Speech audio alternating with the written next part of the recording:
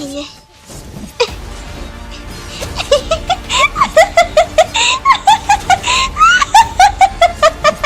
Oh.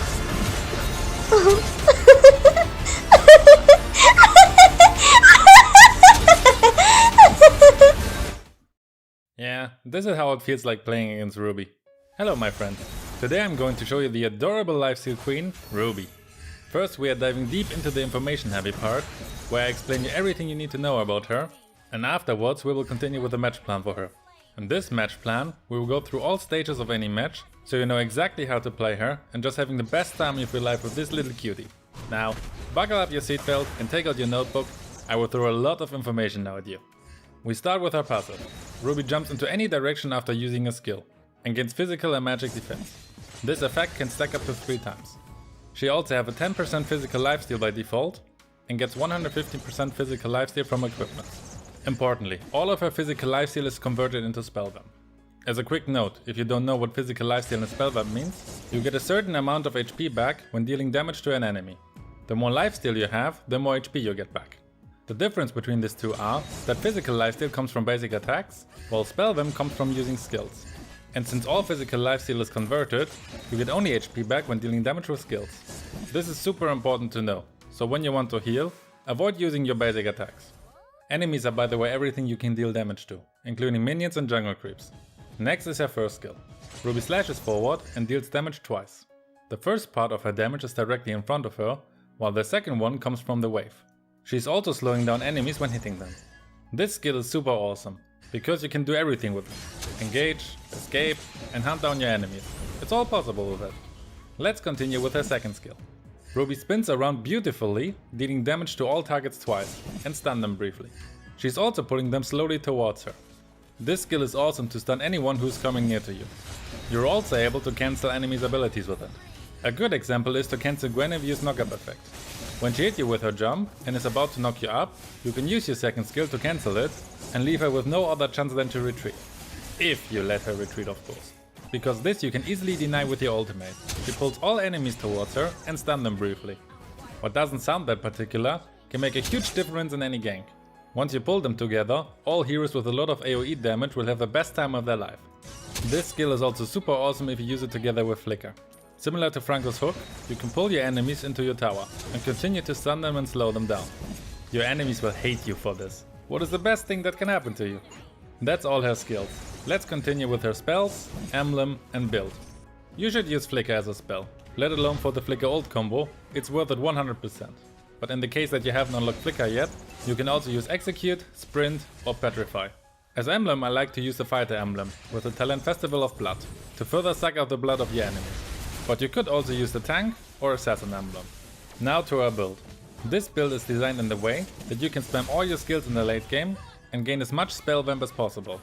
As boots, use either warrior boots for physical defense, tough boots for magic defense, or magic shoes for cooldown reduction. There are 3 core items in my opinion: Harsh Claws, Endless Battle and Bloodlust Axe. Harsh Claws increase your physical lifesteal and gives you more physical attack.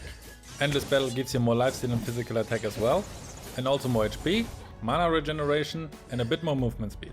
Once you have built it, you should add a basic attack in between your skills to activate the true damage of the passive. Bloodlust Axe again increases your physical lifesteal and physical attack and gives you another cooldown reduction.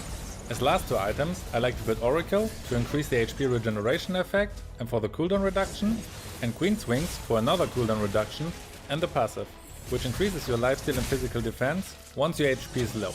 With this build you can spam around her skills endlessly and stun the enemies forever. You could also add Immortality for an extra life and physical defense, Blade of Despair for more physical attack, and Athena's Shield against one-shot mages. Before we get into the match plan, let's talk quickly about her targets and counters.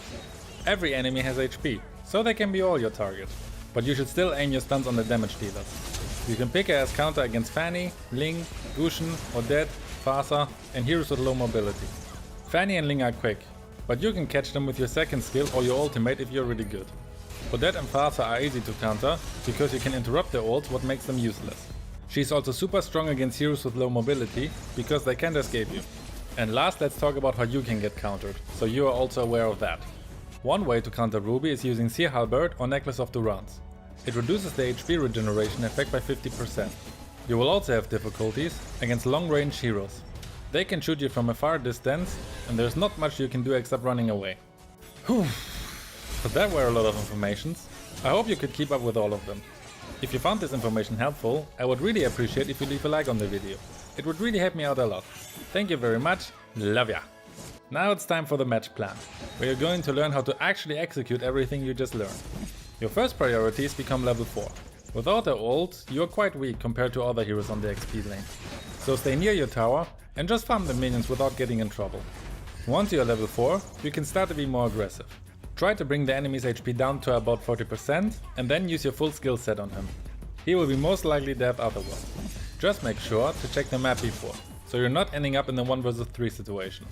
If you manage to kill your enemy, or at least make him retreat, get some nice golden honey from the tower.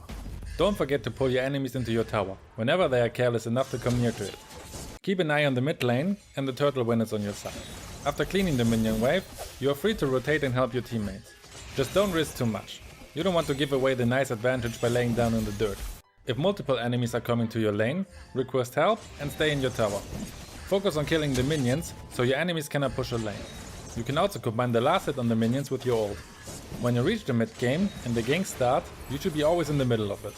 Together with your tank, you can stun and poke the enemy endlessly, and your damage dealer can finish them off. Ruby herself is not made for getting kills, but you will have a ton of supports after the match, which is also very nice. It's okay by the way when you die at this point, if your team for example managed to kill 3 enemies. That's a good trait, and your team can push the lanes. This is in general something more players should be aware of. Making good trades can really help you to win many more games. You should always look for opportunities to pull a single enemy near your team or into a tower. They have no chance of surviving, and your team can get a nice gold advantage out of it. When you reach the late game, you should be a bit more careful again. The enemy's damage dealer will have more and more damage, so it becomes easier to kill you before you even get near to them. If your team falls behind, you should switch to a more tanky build, so you can sustain more and not getting one-shotted. I think you should focus on ending the game as soon as possible, so you're not getting into this trouble. Like this you should be able to defeat any enemy. Unless you lost again, because of your teammates who were feeding again this mother. Sorry, I didn't know where this came from. Anyway, that's a game plan. It's not too complicated I think, and very effective. Thank you very much for watching the whole guide. Check out the How to Counter X playlist to learn how to counter each hero and make your enemies cry. See you over there.